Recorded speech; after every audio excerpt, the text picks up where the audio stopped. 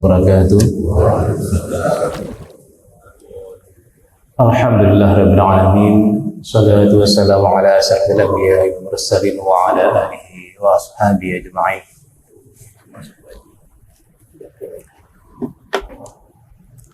Sidang jamaah subuh yang dirahmati Allah, puji syukur kepada Allah Subhanahu wa taala yang telah memberikan kita begitu banyak nikmat dan karunia yang tidak terhingga. Selawat dan salam kepada Rasulullah SAW yang telah berjuang dengan susah payah untuk menyampaikan satu nikmat yang tiada terhingga, nikmat iman dan Islam kepada kita semuanya. Syukur alhamdulillah pada subuh yang berbahagia ini Allah Subhanahu wa taala telah memberikan kita suatu nikmat, suatu karunia yang begitu indahnya. Allah telah memilihkan kita di antara miliaran manusia di muka bumi ini. Allah kasih kita hidayah. Allah gerakkan kita dari rumah-rumah kita untuk datang ke tempat yang paling mulia di muka bumi ini, di rumah Allah, untuk sujud pada Allah. Mudah-mudahan hingga akhir hayat kita nantinya, kita juga dalam keadaan tunduk sujud kepada Allah. Dan Allah himpun kita kembali bersama-sama nantinya di Telaga Al-Kautsar dan juga di surga Allah. Sidang jamaah subuh yang dirahmati Allah, sungguh berbahagia kita pada hari ini. Sementara banyak di antara saudara kita yang hari ini dalam keadaan yang tidak seberuntung kita. Banyak di antara saudara-saudara kita yang hari ini yang sedang dirawat. Kita pun hari ini kehidupan kita dalam keadaan was-was dan cemas. Meskipun kita sehat walafiat, tapi kita ada kecemasan di antara kita, ada kekhawatiran. Ya, ini terkait dengan pandemi COVID-19 ini. Saya baru saja dikabari 2 hari yang lalu, seorang kakak sepupu saya yang begitu besar jasanya bagi saya pribadi meninggal karena COVID. Dan kita semua sudah maklum, sudah banyak kita ketahui tentang COVID ini. Meskipun banyak sekali berita-berita yang tidak benar, hoax terkait dengan COVID ini yang mungkin banyak mempengaruhi sikap dan perilaku kita. Sehingga pada hari ini di Indonesia, di Aceh semakin hari semakin banyak yang mengalami penderita COVID ini. Sedangkan di dunia sudah mulai banyak yang mulai mengalami penurunan penderita COVID ini. Sedikit hal yang ingin saya sampaikan tentang COVID ini adalah apa sih yang menakutkan dari COVID ini? Apa sih yang paling berbahaya dari COVID ini? Kenapa orang bisa meninggal disebabkan karena COVID ini? Ada 2 mekanisme kenapa seseorang itu bisa meninggal disebabkan karena COVID. Mekanisme yang pertama yaitu disebabkan karena terbentuknya gumpalan-gumpalan darah di dalam pembuluh darah. Kita lihat kalau kita teriris atau kita luka, maka darah itu nantinya lama-lama akan menggumpal dan mengeras. Nah, bayangkan hal itu terjadi di seluruh pembuluh darah kita. Maka seseorang menderita COVID bisa saja dia mengalami stroke, mengalami serangan jantung, dan lain sebagainya. Dan yang paling berat adalah kalau penyumbatan itu terjadi di paru-paru. Kalau penyumbatan itu terjadi di ujung jari kita saja, maka darah tidak bisa mengalir yang kemudian bisa menyebabkan kematian dari sel-sel di ujung jari kita. Nah, demikian juga kalau itu terjadi di sistem-sistem tubuh kita yang lain. Kemudian hal yang kedua yang menyebabkan seseorang itu meninggal disebabkan karena COVID ini, yaitu terjadinya badai sitokin, badai inflamasi. Judulnya saja sudah badai. Maka kalau kemudian seseorang itu sembuh dari COVID, dinyatakan negatif dari COVID, tapi badai tadi telah memporak-porandakan, telah merusak, terutama pada sistem saluran pernafasan. Maka tidak heran kemudian, meskipun dia selamat, tapi kemudian tetap saja hari-hari itu sesak nafas yang begitu beratnya. Konon lagi pada masa-masa sedang berat-beratnya derita yang sedang ia rasakan, bagaimana kemudian paru-parunya itu mengalami kerusakan, paru-parunya itu tenggelam, sehingga saturasi di dalam tubuhnya menjadi sangat rendah sekali.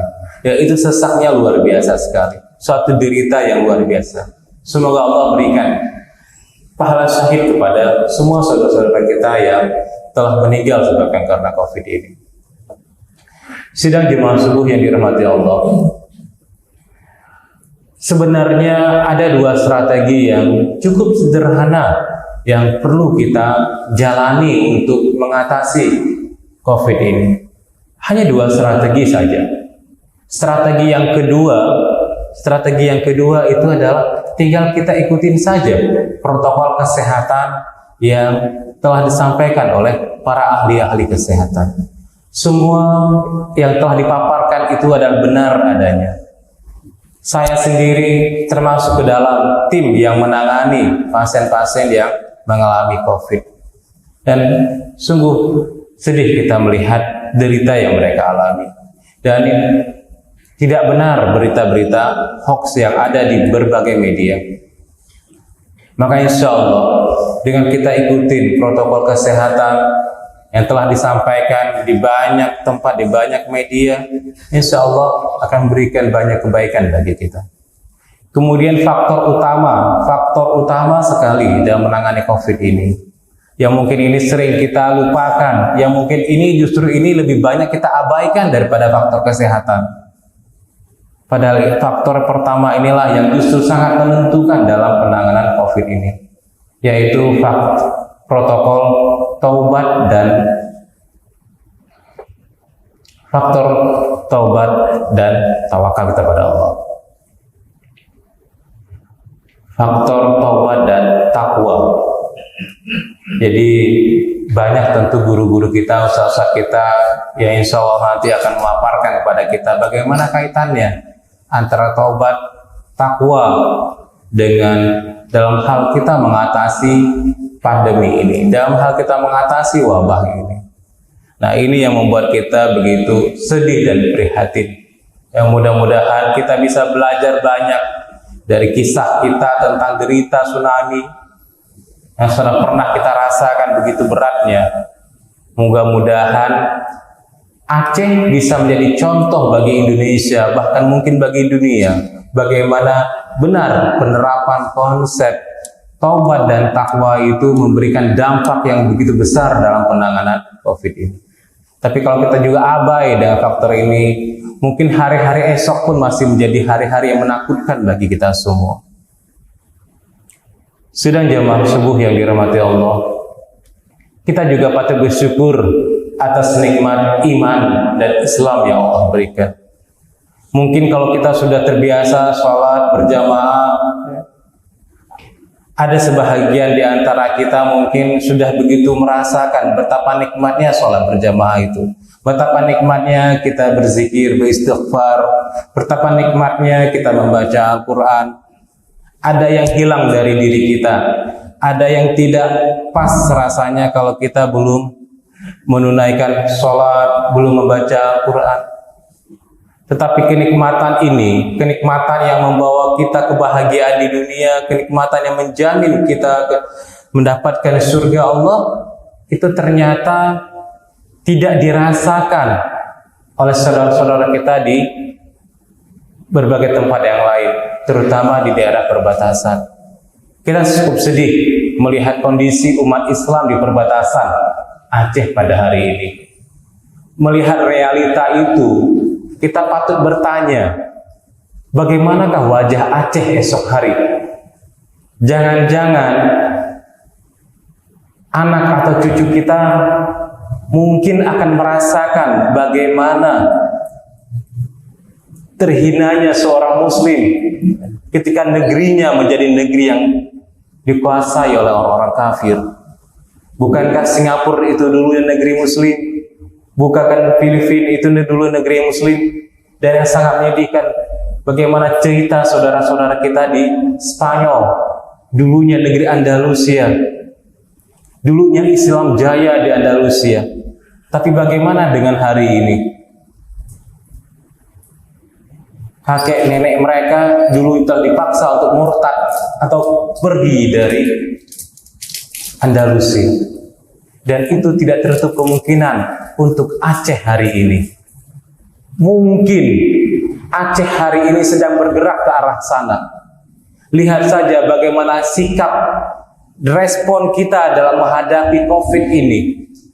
Kita abai dengan protokol yang pertama, protokol taubat dan takwa. Seakan-akan tidak ada tempatnya nilai-nilai spiritualitas, nilai-nilai agama dalam mengatasi musibah yang Allah berikan. Lihat saja, banyak sekali di perbatasan itu ada daerah-daerah yang sejak kemerdekaan dulu sampai hari ini belum ada masjidnya.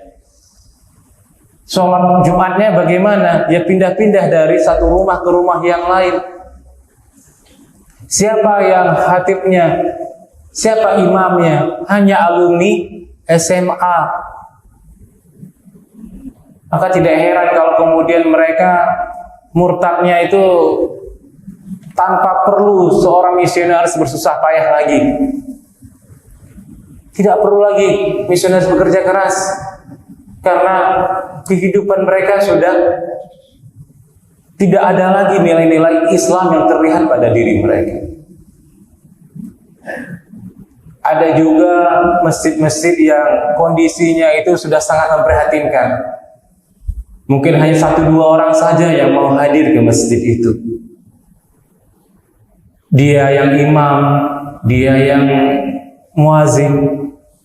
Dan yang lebih menyedihkan bagi kita semua adalah kondisi sebuah masjid di desa Ujung Sialit, Pulau Banyak.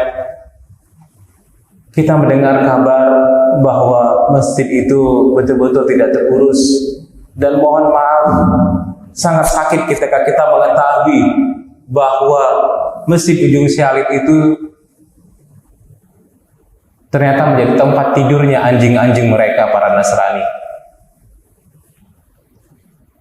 Alhamdulillah, kita bersama teman-teman telah datang ke sana dan telah merenovasi masjid tersebut. Mudah-mudahan Ujung Sialit yang hari ini 100% penghuninya itu memang Nasrani semua. Tapi ada guru-guru sekolah dasar, ada para pedagang yang datang ke pulau tersebut, ke desa tersebut. Mudah-mudahan mereka bisa memanfaatkan masjid tersebut, dan mudah-mudahan esok hari tidak ada lagi sejengkal pun tanah di Aceh ini yang tidak ada gema azan.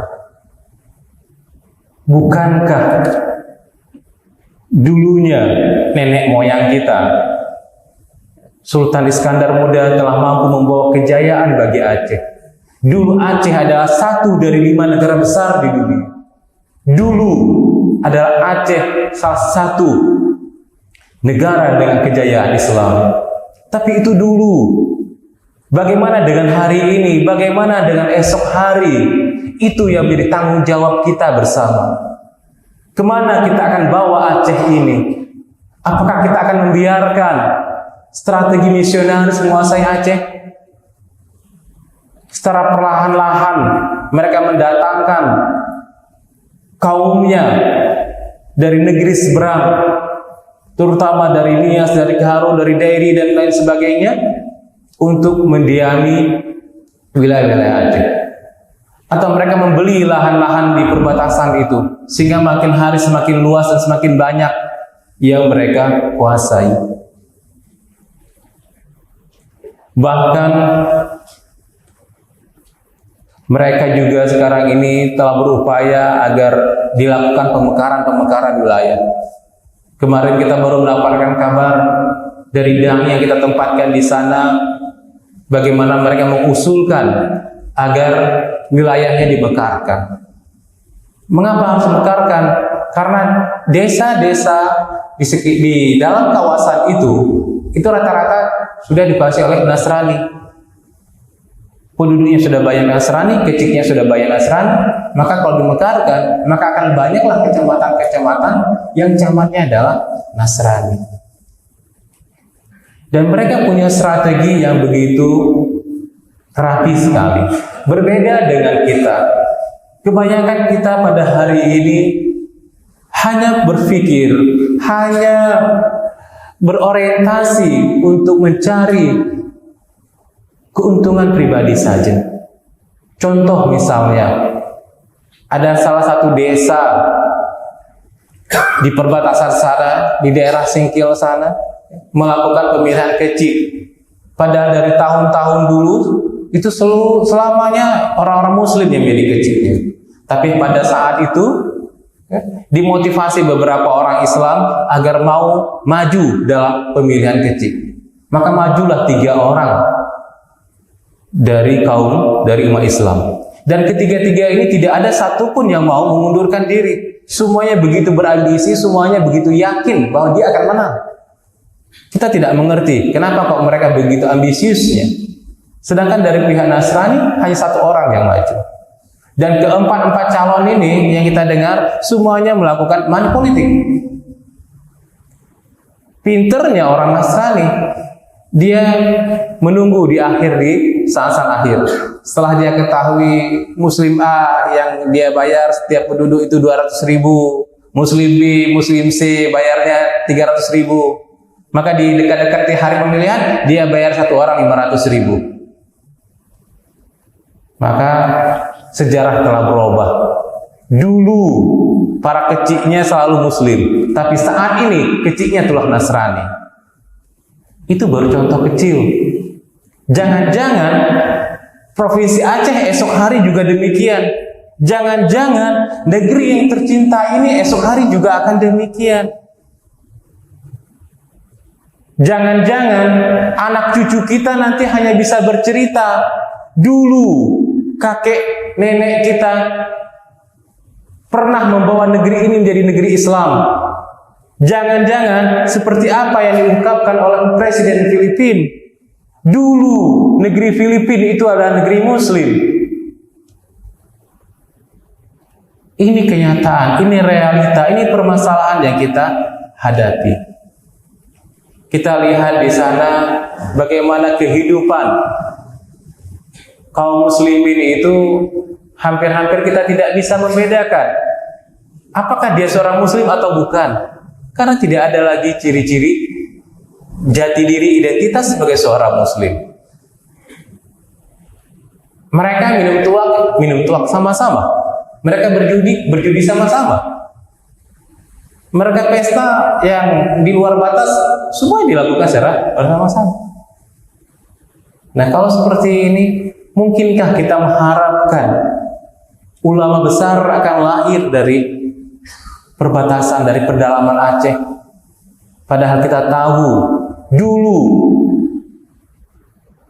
ada ulama-ulama besar yang lahir di Aceh dari daerah-daerah perbatasan tersebut. Sidang jamaah yang dirahmati Allah, permasalahan di perbatasan bukan hanya permasalahan minimnya ilmu pengetahuan, bukan masalah minimnya pemahaman agama mereka, tapi juga masalah kemiskinan. Sepanjang mata memandang, yang terlihat adalah kehidupan yang begitu memprihatinkan. Alhamdulillah pada hari ini kita mungkin bisa makan, bisa beraktivitas, bisa memenuhi semua keinginan-keinginan kita.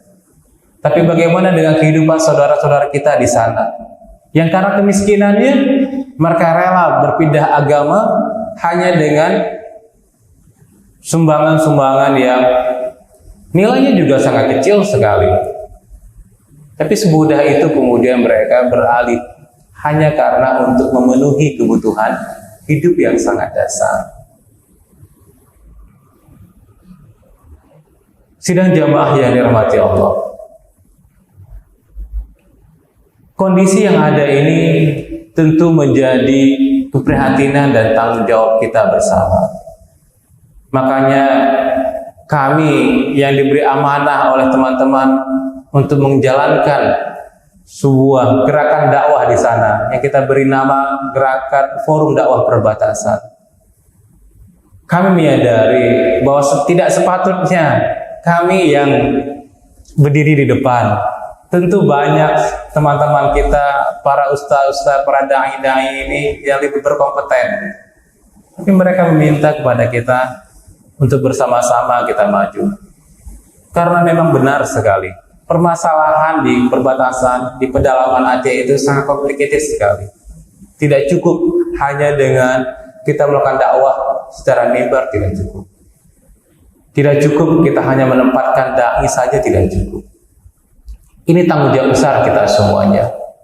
Makanya di dalam forum dakwah perbatasan ini kita mengajak semua kalangan yang punya keikhlasan, punya rasa tanggung jawab untuk sama-sama menyampaikan Islam kepada saudara kita di sana. Semuanya kita ajak bergabung bersama. Maka di dalam forum ini ada yang berlatar belakang akademisi, dai, ustaz, mubalik, relawan, tenaga medis dan lain sebagainya. Kita datang ke tiap-tiap desa itu, kita tarik hati mereka dengan kegiatan-kegiatan sosial. Kita awali dengan pembagian sembako yang nilainya insya Allah jauh lebih besar dibandingkan dengan nilai yang diberikan oleh para misionaris. Kita berikan mereka sembako, kita berikan pengobatan massal, ya. Dan salah satu diantaranya juga kegiatan ru'yah massal. Nah, Masya Allah, ternyata di sana yang datang ke pengobatan ru'yah itu jauh lebih banyak dibandingkan yang datang untuk pengobatan massal kita.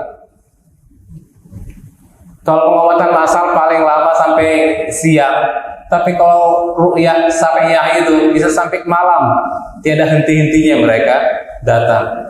Jadi masih begitu kuatnya sihir yang ada di sana, masih begitu banyaknya perilaku syirik yang ada di sana. Lantas bagaimana rasa tanggung jawab kita? Apakah kita hanya menikmati indahnya tauhid itu buat kita pribadi? Apakah kita tidak punya rasa tanggung jawab untuk mengingatkan saudara kita akan betapa besarnya dosa syirik itu, akan betapa nikmatnya tauhid itu? Apakah kita menganggap itu hanyalah tanggung jawab para dai di sana? Apakah itu tanggung jawab pemerintah saja? Sedang jamaah subuh yang dirahmati Allah,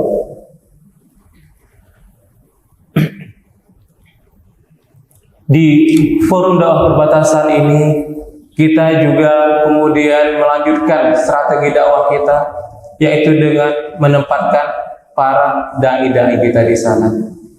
Kita sudah menempatkan 6 orang dai, baik itu di Pulau Banyak, di kawasan Singkil, dan juga di Kutacane, di Lauser sana. Dan insya Allah mungkin di akhir tahun ini atau di awal tahun depan kita akan memperbanyak jumlah dai-dai yang kita tempatkan, terutama di wilayah Lauser, dan insya Allah kita juga akan masuk di wilayah Sumatera Utara. Kita akan menempatkan dai kita di Dairi, Karung dan sekitarnya. Kenapa kita harus mengintervensi ke Dairi? Kenapa kita harus memperhatikan Dairi? Kami dan beberapa orang teman baru saja pulang dari perbatasan, tiba di Dairi, di Kecamatan Tigalingga.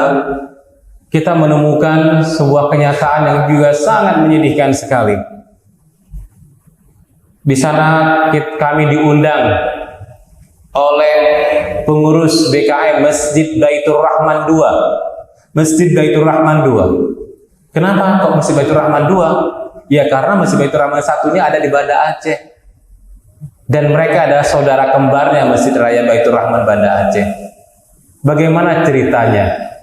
Dulu di tahun 60-an, 70-an, Abu Daud Ber'e dan para ulama kita di Masjid Raya Baitur Rahman mengirimkan misi dai ke wilayah tersebut, ke wilayah Tigalingga.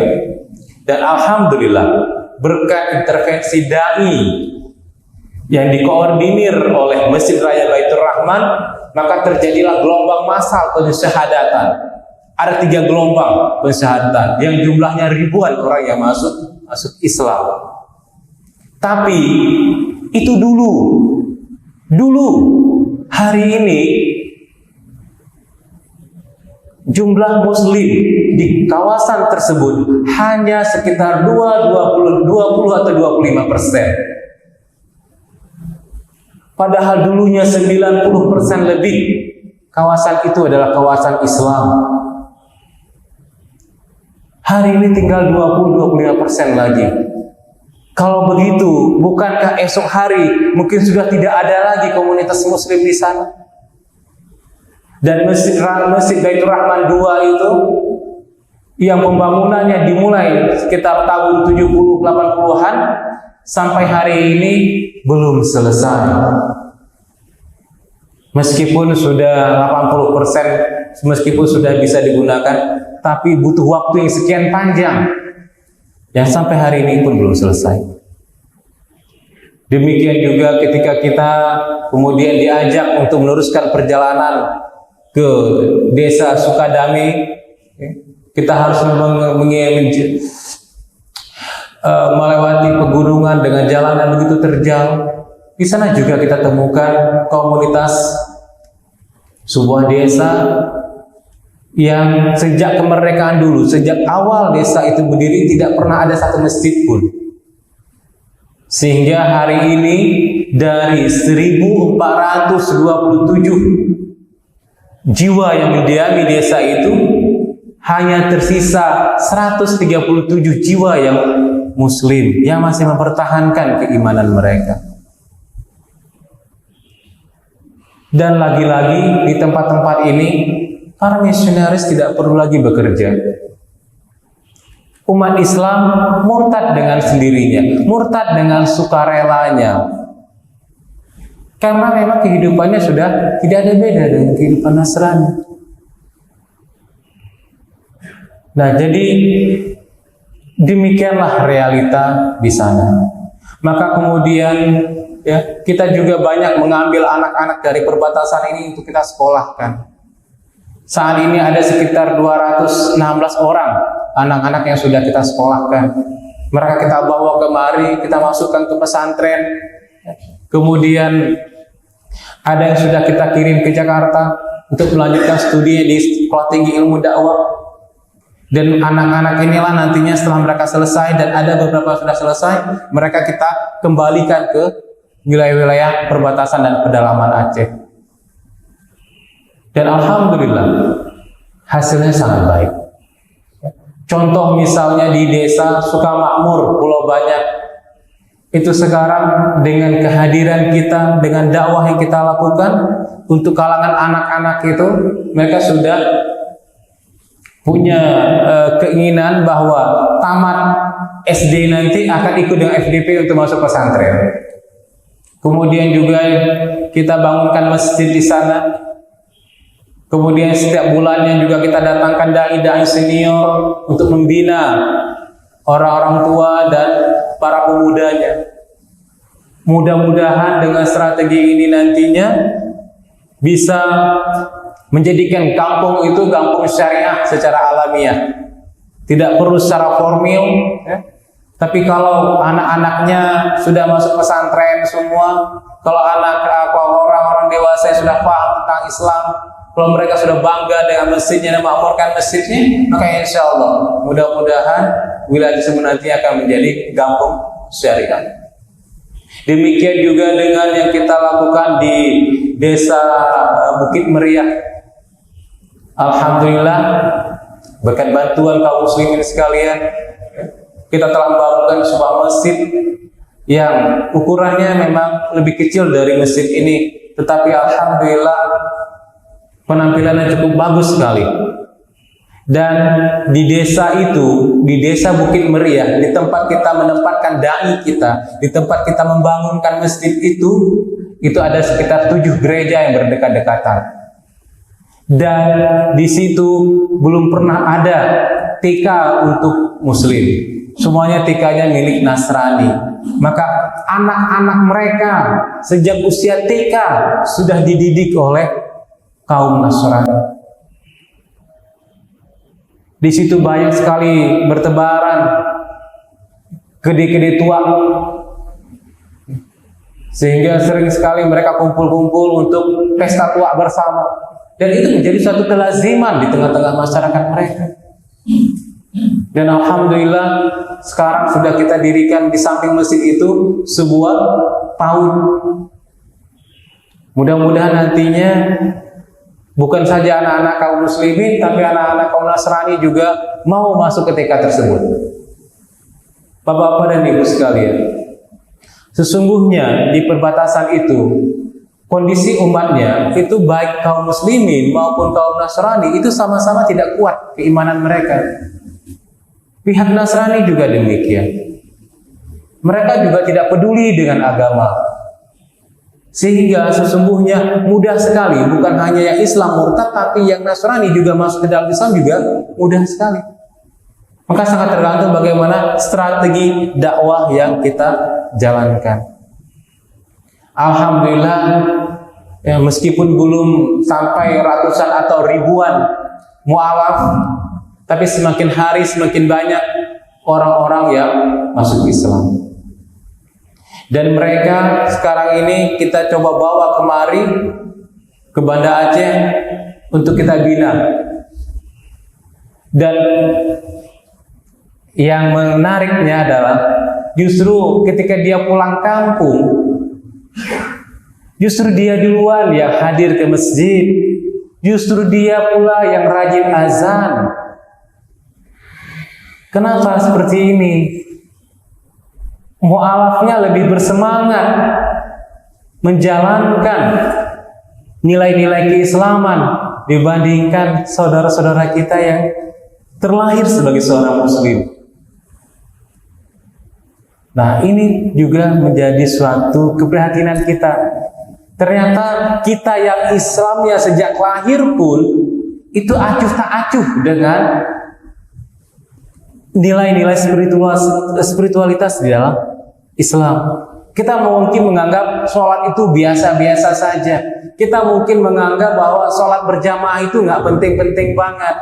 Kita mungkin menganggap baca Al-Quran itu cukup malam Jumat saja. Itu pun kalau sempat. Tapi sekarang seorang mu'alaf justru dia memberikan contoh kepada masyarakat sekitarnya bagaimana nikmatnya Islam itu. Sidang jamaah subuh yang dirahmati Allah. Selain masalah pendidikan, kita di Forum Dakwah Perbatasan juga memberikan bantuan modal kerja tanpa riba. Ya. Kita memulai program ini di Kuta Cane dan di Subuh Salam. Jadi kita pilihkan di antara para mu'alaf yang fakir miskin itu, siapa di antara mereka yang sudah punya usaha tapi kurang modal, tapi mereka mau ke masjid, tapi mereka berkomitmen untuk mengikuti pengajian rutin yang kita buat. Kepada mereka kita berikan modal kerja. Ya tidak besar sih, hanya sekitar 2 juta ke 5 juta.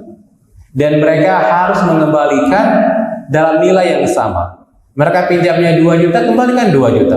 Tapi secara cicilan per hari. Nah, kalau mereka ingin memberikan lebih, silahkan saja mereka berikan dalam bentuk sedekahnya. Tidak ada kewajiban, tidak ada keharusan.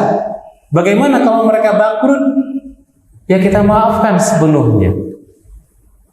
Ini penting karena saat ini salah satu strategi yang dilakukan oleh kaum misionaris adalah dengan menebar riba. Mereka memberikan pinjaman-pinjaman yang kemudian menyebabkan mereka kaum muslimin ini menjadi tergantung kepada mereka. Riba juga menjadi masalah tersendiri di tengah-tengah kehidupan kita hari ini. Entah ada, entah tiada kegiatan riba yang kita lakukan. Kita buat rumah dengan riba. Kita beli kendaraan dengan riba. Banyak sekali riba-riba yang ada yang kita praktekkan dalam kehidupan sehari-hari. Lantas bagaimana dengan doa kita? Jangan-jangan selama ini kita mungkin sudah banyak berdoa kepada Allah supaya COVID ini cepat hilang. Tapi justru di negeri kafir sana, COVID-nya sudah mulai mereda. Tapi di negeri kita, Nagro Syariah Islam, COVID-nya belum mereda.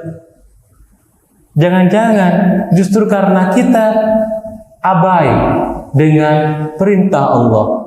Allah sayang sama kita. Allah curahkan nikmat dan karunia yang tiada terhingga kepada kita semua. Tapi kita abai, kita acuh tak acuh.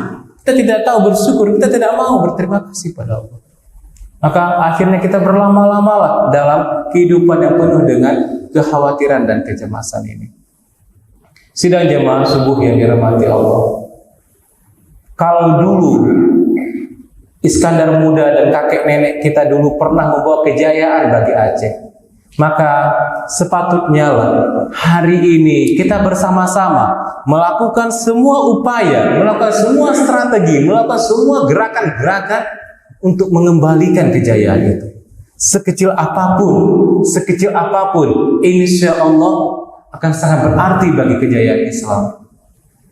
Karena ini adalah tanggung jawab kita bersama. Karena ini nantinya akan kita pertanggungjawabkan di yaumul hisab kelak nanti. Karena peran kita di dunia dakwah ini juga merupakan kewajiban kita sebagai seorang muslim.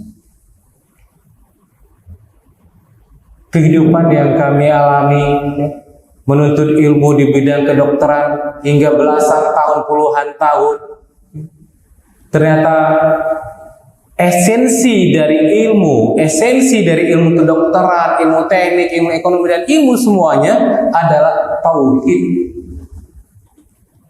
Tauhidlah sesungguhnya esensi inti dari semua ilmu itu.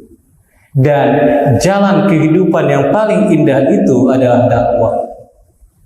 Jadi dakwah bukan hanya kewajiban kita, individu kita, tetapi dakwah juga merupakan jalan kehidupan yang paling indah. Maka sepatutnya sebagai seorang muslim kita tidak berpaling dari jalan dakwah. Sebagai seorang muslim kita tidak melepaskan diri dari kebersamaan kita di jalan dakwah ini. Mudah-mudahan dengan keikhlasan kita, dengan kecintaan kita, dengan pengorbanan kita di jalan dakwah ini, Allah redha dengan kita. Allah redha dengan akhir kehidupan kita. Allah izinkan sakaratul maut kita dalam keadaan kita sujud di hadapan Allah. Mudah-mudahan kecemasan kita di dunia yang hanya sesingkat ini, kehidupan dunia begitu singkat, akan berganti dengan kenikmatan di alam kubur yang begitu indah dan begitu nikmatnya. Insya Allah. Mari bersama-sama kita kembalikan kejayaan Aceh, Nagro Syariah Islam ini. Kita buktikan kepada dunia bahwa Aceh hari ini adalah Aceh yang kembali untuk menuju kejayaannya dengan Al-Quran dan dengan Al-Quran kita maju bersama-sama. Insya Allah, mudah-mudahan anak cucu kita esok hari bangga, merasa terhormat sebagai seorang muslim, sebagai negara maju di dunia ini. Insya Allah, jangan kita biarkan negeri yang Allah karuniakan kepada kita hari ini menjadi negeri yang terjajah oleh orang-orang yang ingkar dan kufur kepada Allah. Ini adalah negeri tanah air kita, maka kita harus mengisinya dengan sujud kita kepada Allah. Bukan kita hiasi negeri ini dengan berbagai kemaksiatan kepada Allah. Insya Allah kita mampu untuk itu. Dengan bismillah, Allah akan mudahkan, Allah akan bukakan pintu-pintu itu semua. Mudah-mudahan kalau Allah telah memilih kita pada hari ini, Allah gerakkan kita ke dalam rumah-rumah Allah, maka mudah-mudahan Allah juga menghimpun kita, Allah gerakkan kita untuk bersama-sama di jalan dakwah ini dengan satu tujuan, yaitu untuk mengembalikan kejayaan Islam di negeri Nagro Aceh tercinta ini. Demikian yang dapat kami sampaikan. Mohon maaf atas segala kekhilafan, segala kekurangan. Wabillahi taufiq wal hidayah. Assalamualaikum warahmatullahi wabarakatuh. Waalaikumsalam.